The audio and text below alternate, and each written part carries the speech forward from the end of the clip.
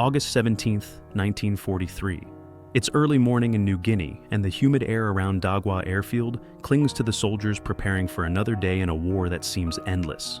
At 7:42 a.m., Technical Sergeant James McKenna stands beneath the wing of a P-38 Lightning, wiping sweat from his brow as 23-year-old Lieutenant Robert Hayes climbs into the cockpit, preparing for his 7th mission.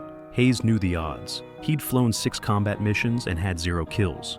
Today he was flying into a sky teeming with Japanese fighters, Mitsubishi A6M Zeros, the most agile and lethal adversaries in the Pacific. American pilots flying the P-38 Lightning had one rule drilled into them: never turn with a Zero. The Zero could outturn, outclimb, and outroll anything the US had. The P-38 was fast and powerful, but if a pilot got into a turning fight, he was as good as dead. The official doctrine said, use altitude and speed, dive in, fire, climb away, never linger. But the reality was different.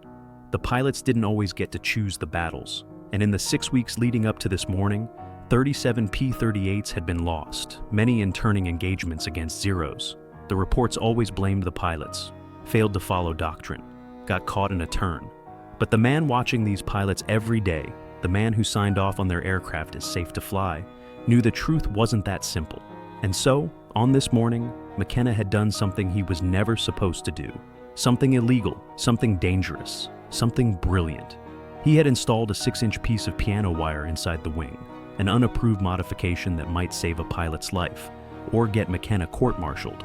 This is the true story of how one mechanic changed the odds in the Pacific theater, without orders, without recognition, and with nothing but a bent piece of piano wire.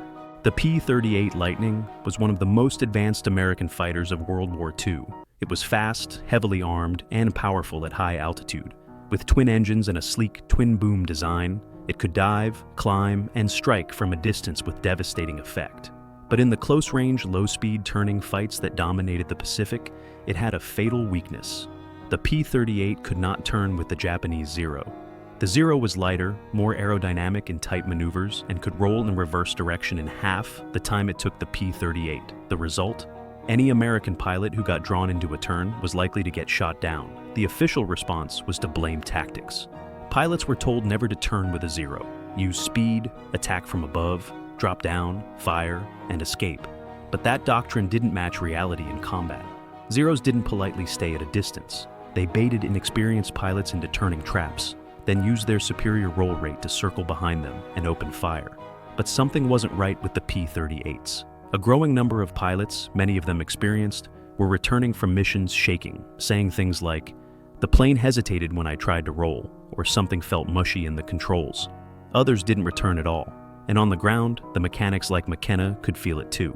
James McKenna was not a pilot, but after 8 months of maintaining P-38s in New Guinea, he knew more about how they behaved under stress than any officer reading paperwork back in California. He worked with his hands, heard problems in the sound of cables or the pitch of a bolt. He was young, quiet, observant, and deeply frustrated.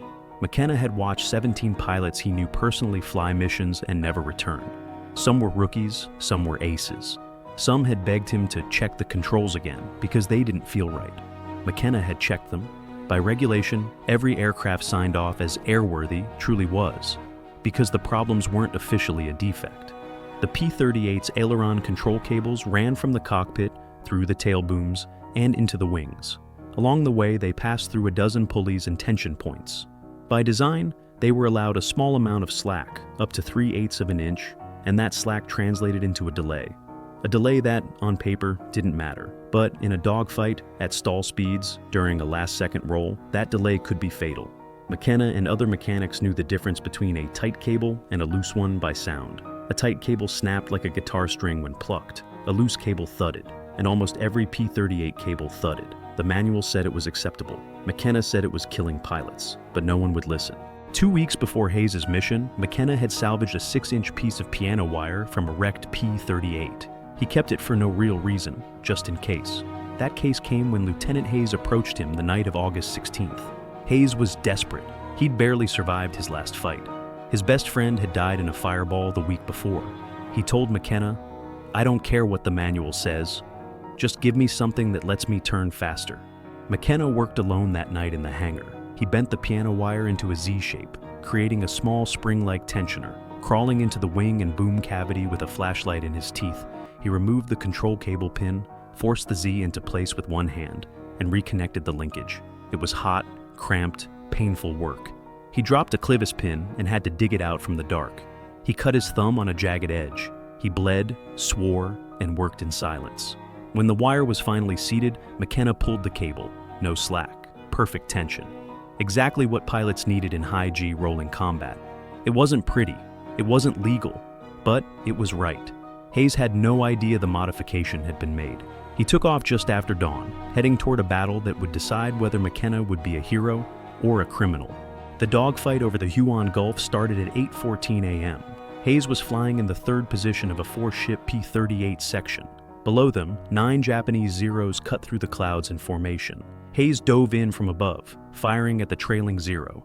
But the Japanese plane evaded with a snap roll, a maneuver that usually left a P-38 pilot helpless to follow. Not this time.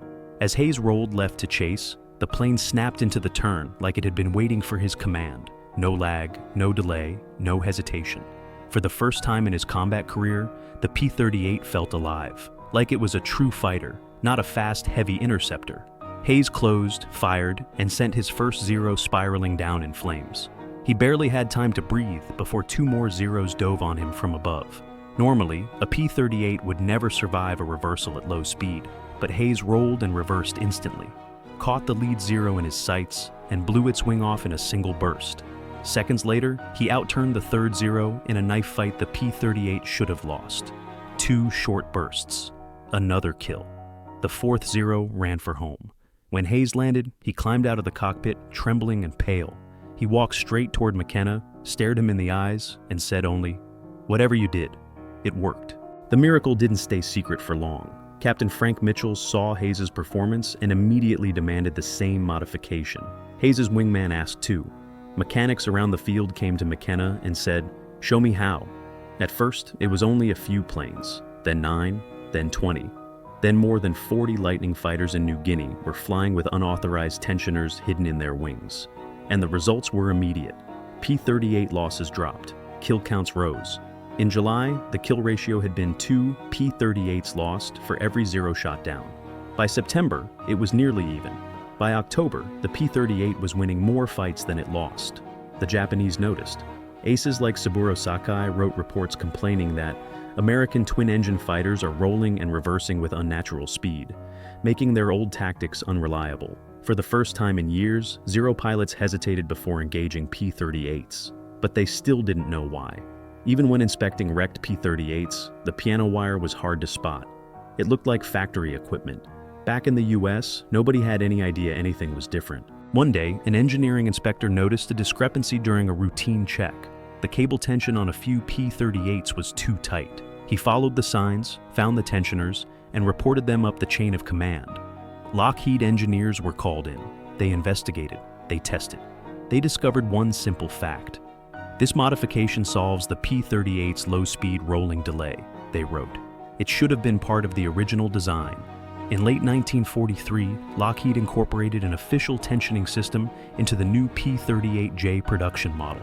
It saved countless lives. The Army Air Force never punished any of the mechanics. But they never recognized McKenna either. He stayed in the service until 1946, then returned to California, where he opened a small garage. He worked on engines for decades. Quiet, steady, never bragged, never wrote a book, never asked for recognition. Every year on August 17th, Lieutenant Hayes called him and said, "Thanks for the wire. You saved my life." McKenna died in 2006. His obituary said only, World War II aircraft mechanic.